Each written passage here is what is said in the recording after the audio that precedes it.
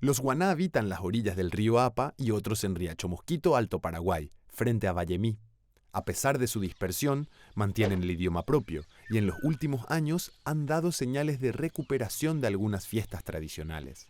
El antropólogo Miguel Bartolomé relató la vida de un hombre guaná llamado Ayapó, que significa garza, como una forma de entender los ciclos por los cuales una persona guaná debe transcurrir a lo largo de su vida.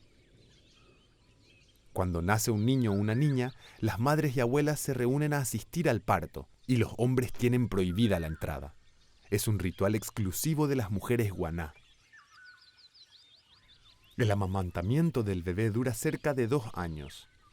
Durante este periodo, si la madre queda sin leche, la hermana mayor o cualquier otra mujer de la comunidad que tenga las condiciones de hacerlo, debe amamantar al niño. Si bien esta práctica no es obligatoria, es mal visto si una mujer se niega a hacerlo, porque esto es considerado una regla de solidaridad grupal. Cuando el niño crece, comienza a acercarse al manejo de arcos, tanto para cazar como para pescar.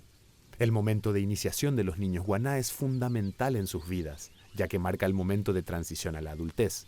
El niño guaná dejará la niñez para convertirse en un hombre con otras responsabilidades.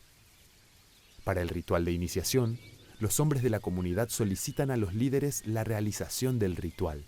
Una vez que los líderes aprueben la petición, deben agendar el ritual coincidiendo con la luna nueva. Una vez llegada la fecha, en el transcurso de 2 días se realizan varios banquetes donde participan hombres y mujeres de la comunidad. El ritual tiene un momento cumbre al segundo día, cuando arranca la fiesta, donde los hombres y mujeres guaná se encuentran en sus mejores galas, y es el lugar donde el hombre guaná elige a su esposa. Para explorar el maravilloso y apasionante mundo de los pueblos indígenas, te recomendamos el libro Los indígenas del Paraguay, de José Zanardini y Walter Biederman, que fue de mucha utilidad para el desarrollo de estos videos.